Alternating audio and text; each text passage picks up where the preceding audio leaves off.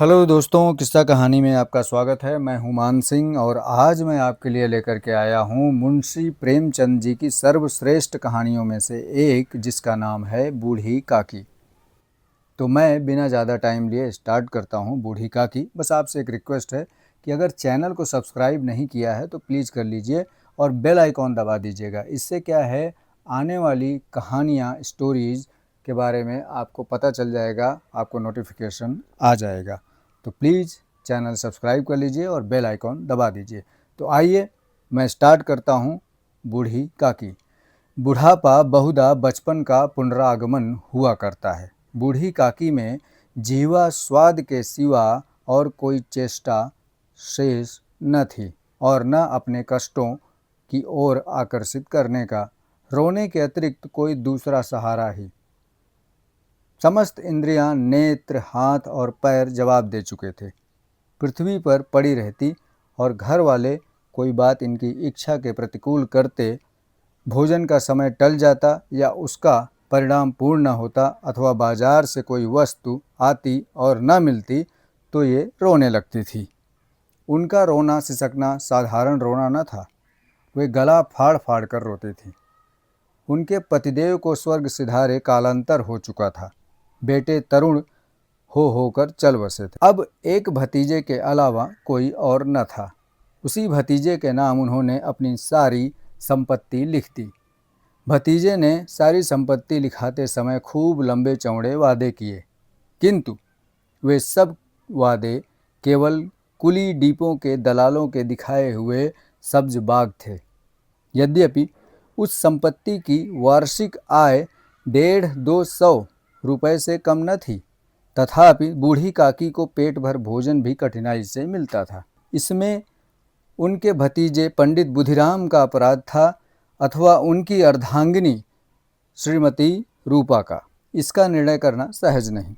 बुधिराम स्वभाव के सज्जन थे, किंतु उसी समय जब तक कि उनके कोष पर आँच ना आ जाए। रूपा स्वभाव से तीव्र थी सही, पर ईश्वर से डरती थी। अतएव बूढ़ी काकी को उसकी तीव्रता उतनी न खलती जितनी बुधिराम की भलमनसाहत। बुधिराम को कभी कभी अपने अत्याचार का खेद होता था। विचारते कि इसी संपत्ति के कारण मैं इस समय भला मानुष बना बैठा हूँ। यदि भौतिक आश्वासन और सुखी सहानुभूति से स्थिति में सुधार हो सकता हो, उन्हें कदाचित कोई आपत्ति न होती, परंतु विशेष व्यय का भय उनकी सुचेष्टा को दबाए रखता था।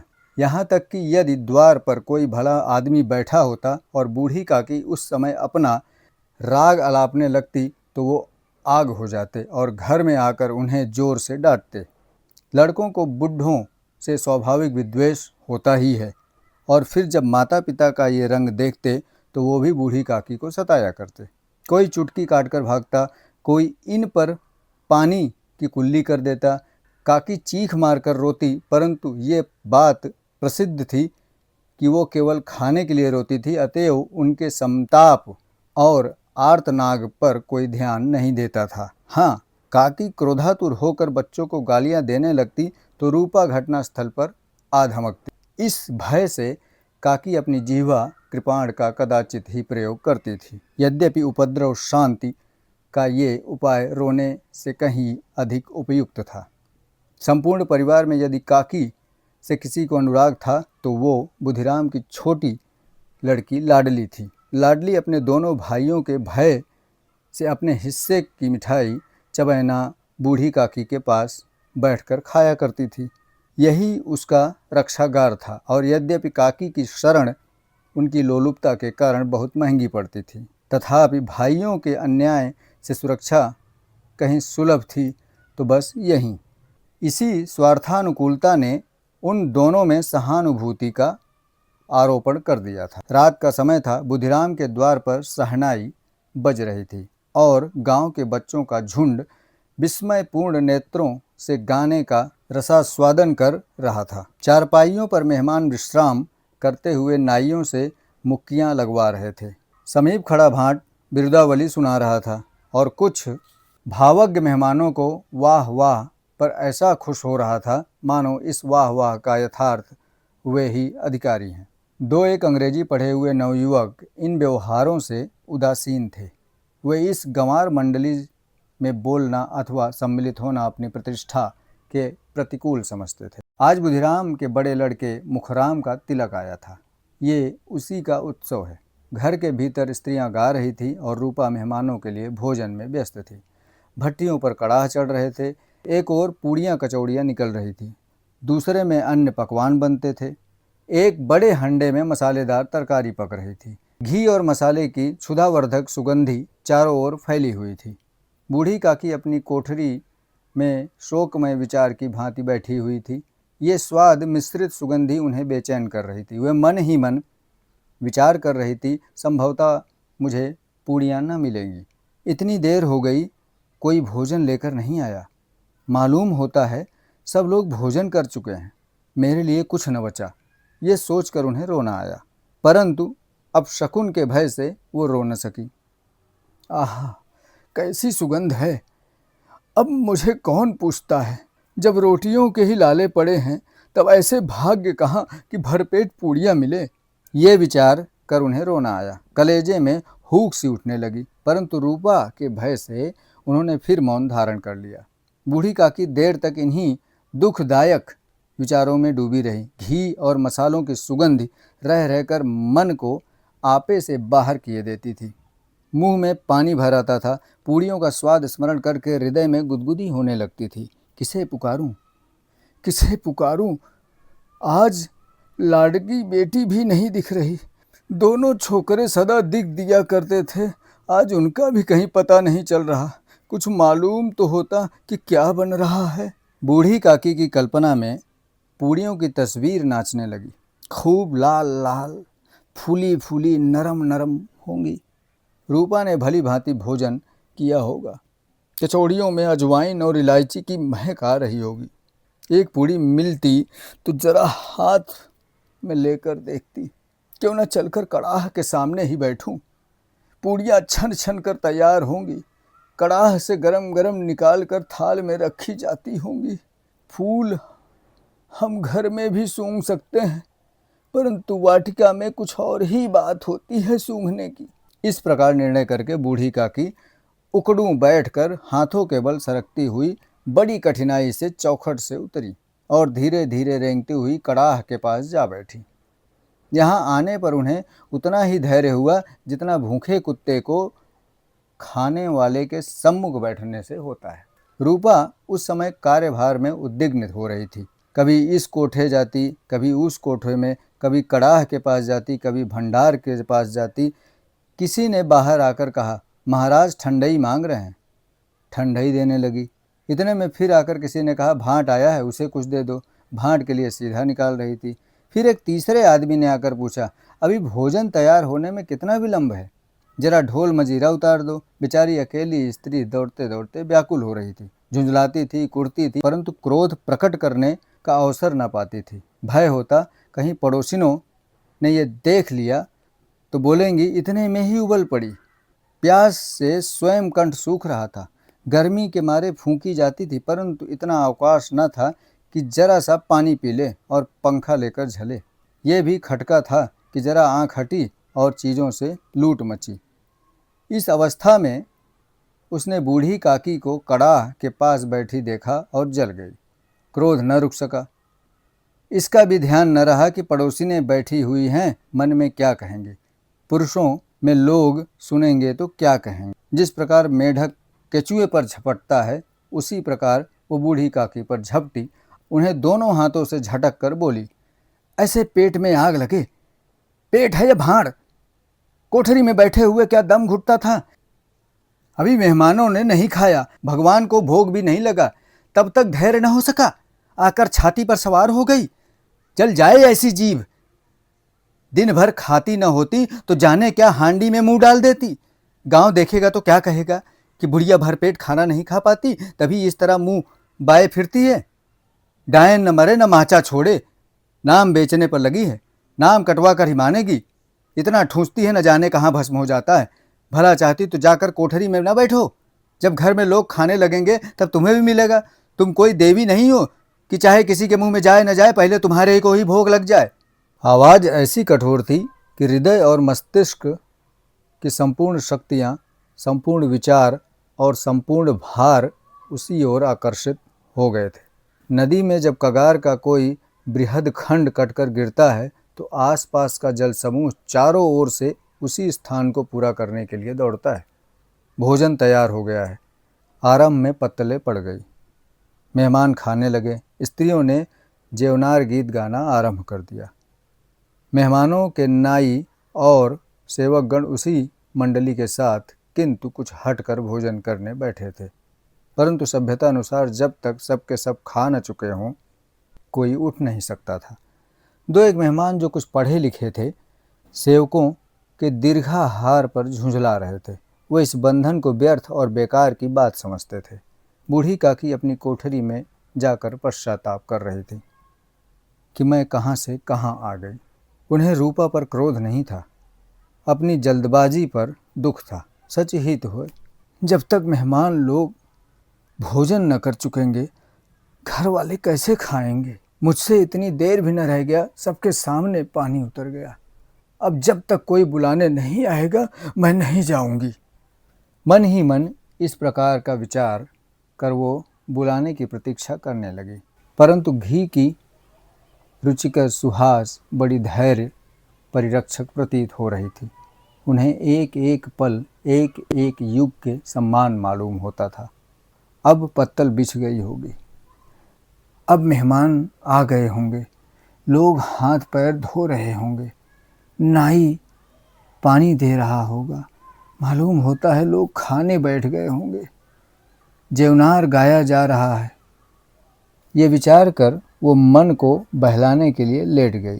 धीरे धीरे एक गीत गुनगुनाने लगी। उन्हें मालूम हुआ कि मुझे गाते देर हो गई क्या? क्या इतनी देर तक लोग भोजन ही कर रहे होंगे? किसी की आवाज़ सुनाई नहीं दे रही। अवश्य ही लोग खाकर चले गए होंगे, लेकिन मुझे कोई बुलाने नहीं आया अभी तक। रूपा चिढ़ गई है, क्या जाने बुलाए या ना बुलाए।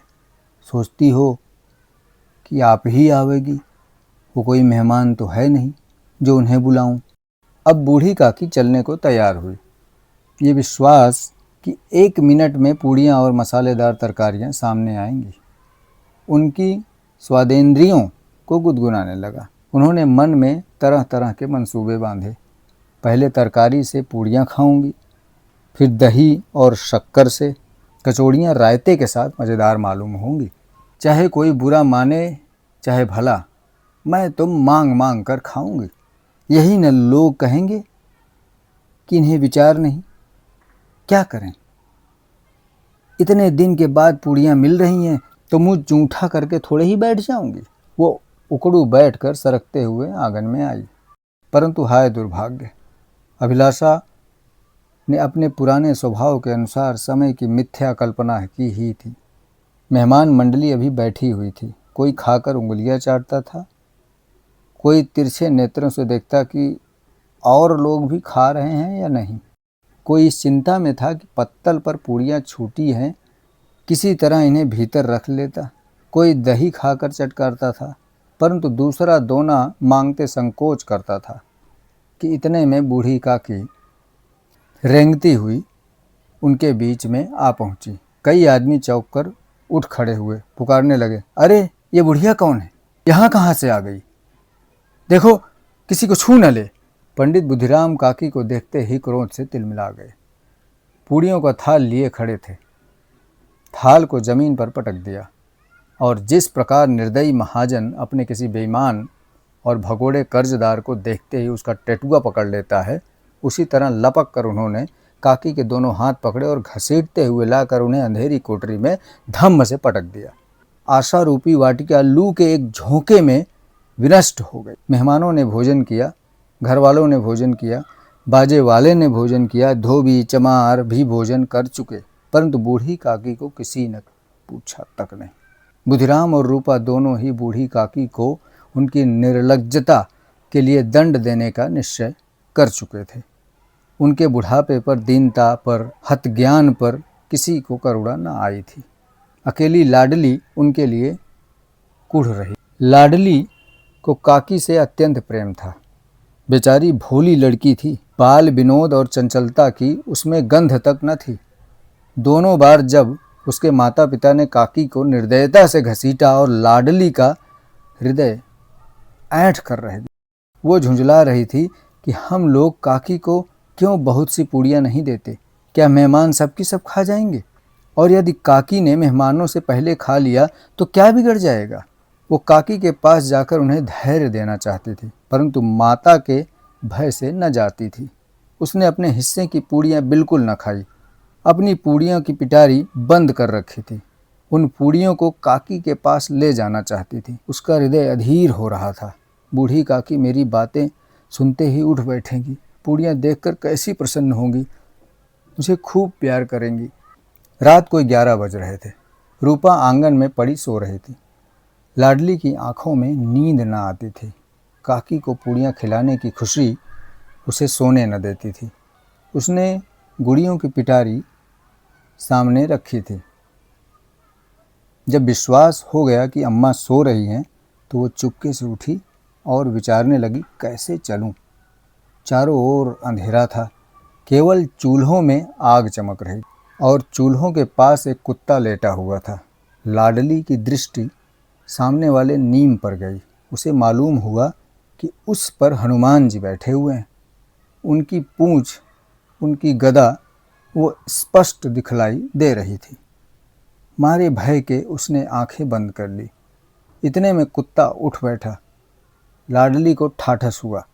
वो सोए हुए मनुष्यों के बदले एक भागता हुआ कुत्ता उसके लिए अधिक धैर्य का कारण हुआ। उसने पिटारी उठाई और बूढ़ी काकी की कोठरी की ओर चली।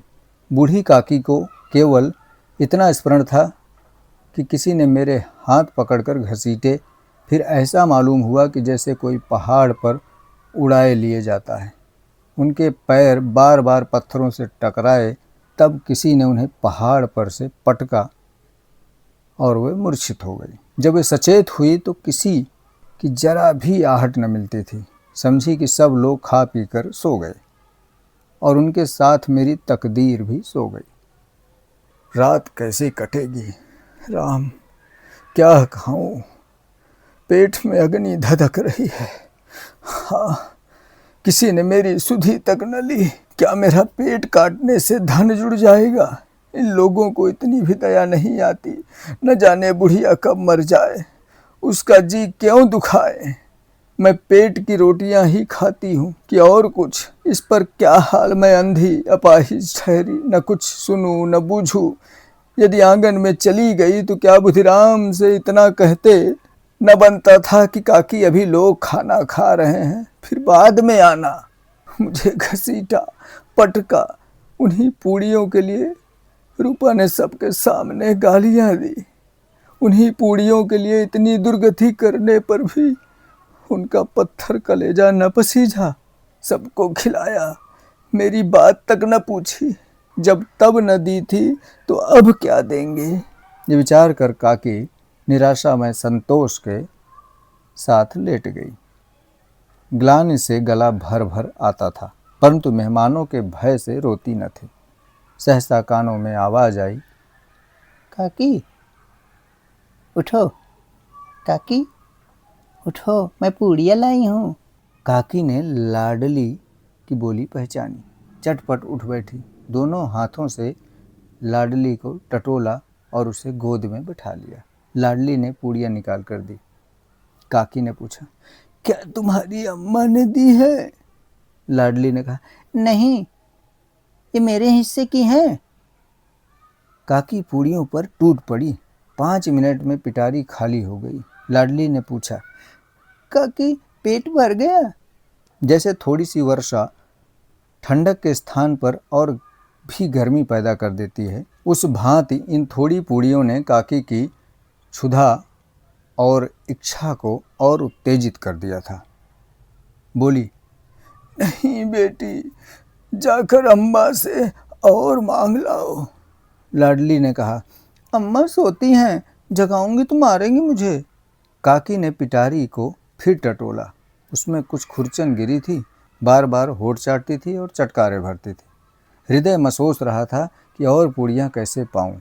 संतोष सेतु जब टूट जाता है तब इच्छा का बहाव अपरिमित हो जाता है। मतवालों को मद का स्मरण करना उन्हें मदांध बनाता है। काकी का अधीर मन इच्छाओं के प्रबल प्रवाह में बह गया। उचित और अनुचित का विचार जाता रहा। वह कुछ देर तक उस इच्छा को रोकती रही। सहसा लाडली से बोली, मेरा हाथ पकड़कर वहां ले चल बेटिया, जहां मेहमानों ने बैठकर भोजन किया है। लाडली उनका अभिप्राय समझ न सकी। उसने काकी का हाथ पकड़ा और ले जाकर जूठे पत्तलों के पास बिठा दिया। दीन क्षुधातुर हृत ज्ञान बुढ़िया पत्तलों से पूड़ियों के टुकड़े चुन चुन कर भक्षण करने लगी। ओह, दही कितना स्वादिष्ट था, कचौड़ियाँ कितनी सलोनी, खस्ता कितने सुकोमल। काकी बुद्धिहीन होते हुए भी इतना जानती थी कि मैं वो काम कर रही हूँ जो मुझे कदापि न करना चाहिए। मैं दूसरों की जूठी पत्तल चाट रही हूँ। परंतु बुढ़ापा, तृष्णा, रोग का अंतिम समय, जब संपूर्ण इच्छाएं एक ही केंद्र पर आ लगती हैं, बूढ़ी काकी में ये केंद्र उनकी स्वादेंद्रिय थी। ठीक उसी समय रूपा की आँख खुली। उसे मालूम हुआ कि लाडली मेरे पास नहीं है। वो चौंकी, चारपाई के इधर उधर ताकने लगी कि कहीं नीचे तो नहीं गिर पड़ी। उसे वहाँ न पाकर वो उठी तो क्या देखती है कि लाडली जूठे पत्तलों के पास चुपचाप खड़ी है और बूढ़ी काकी पत्तलों पर से पूड़ियों के टुकड़े उठा उठा कर खा रही है। रूपा का हृदय सन्न हो गया। किसी गाय की गर्दन पर छुरी चलते देखकर जो अवस्था होती है, वही उस समय रूपा की हुई। एक ब्रह्मांडी दूसरों की जूठी पत्तल टटोले, इससे अधिक शोकमय दृश्य असंभव था। पूड़ियों के कुछ ग्रासों के लिए उसकी चचेरी सास ऐसा निष्कृष्ट कर्म कर रही है, ये वो दृश्य था जिसे देखकर देखने वालों के हृदय कांप उठते हैं। ऐसा प्रतीत होता मानो जमीन रुक गई है, आसमान चक्कर खा रहा है, संसार पर कोई आपत्ति आने वाली। रूपा को क्रोध न आया। शोक के सम्मुख क्रोध कहाँ, करुणा और भय से उसकी आंखें भर आई। इस अधर्म का भागी कौन है? उसने सच्चे हृदय से गगन मंडल की ओर हाथ उठाकर कहा, परमात्मा, मेरे बच्चों पर दया करो। इस अधर्म का दंड मुझे मत दो, नहीं तो मेरा सत्यानाश हो जाएगा। रूपा को अपनी स्वार्थपरता और अन्याय इस प्रकार प्रत्यक्ष रूप से कभी न दिख रहे। वो सोचने लगी, हाय कितनी निर्दयी हूँ मैं, जिसकी संपत्ति से मुझे 200 रुपया की आय हो रही है, उसकी ये दुर्गति, और वो भी मेरे कारण। हे दयामय भगवान, मुझसे बड़ी भारी चूक हो गई है, मुझे क्षमा करो। आज मेरे बेटे का तिलक था, सैकड़ों मनुष्यों ने भोजन पाया, मैं उनके इशारों की दासी बनी रही, अपने नाम के लिए सैकड़ों रुपए का व्यय किया, परंतु जिसकी बदौलत हजारों रुपए खाए, उसे इस उत्सव में पेट भर भोजन न दे सके। केवल इसी कारण तो वो वृद्धा असहाय है। रूपा ने दिया जलाया, अपने भंडार का द्वार खोला और एक थाली में संपूर्ण सामग्रियां सजाकर बूढ़ी काकी की ओर चली। आधी रात जा चुकी थी। आकाश पर तारों के थाल सजे हुए थे और उन पर बैठे हुए देवगण स्वर्गीय पदार्थ सजा रहे थे, परंतु उसमें किसी को वो परमानंद प्राप्त न हो सका जो बूढ़ी काकी को अपने सम्मुख थाल देखकर प्राप्त हुआ। रूपा ने कंठारुद्ध स्वर में कहा, काकी उठो, भोजन कर लो, मुझसे आज बड़ी भारी भूल हो गई, उसका बुरा न मानना। परमात्मा से प्रार्थना कर दो कि वो मेरा अपराध क्षमा कर दे। भोले भाले बच्चों की भांति जो मिठाइयाँ पाकर मार और तिरस्कार सब भूल जाता है, वैसे ही सब भुलाकर बैठे हुई खाना खा रहे थे। उनके एक एक रोए से सच्ची सदिच्छाएं निकल रही थी और रूपा बैठी स्वर्गीय दृश्य का आनंद लेने में निमग्न थी। तो दोस्तों, ये थी मुंशी प्रेमचंद जी की कहानी बूढ़ी काकी। होप आप लोगों को पसंद आई हो, तो कमेंट ज़रूर कीजिएगा। और कौन सी कहानी आप सुनना चाहते हो प्रेमचंद की या किसी की, वो कमेंट बॉक्स में लिखेंगे तो डेफ़िनेटली मैं उस कहानी को आपके सामने लाऊंगा।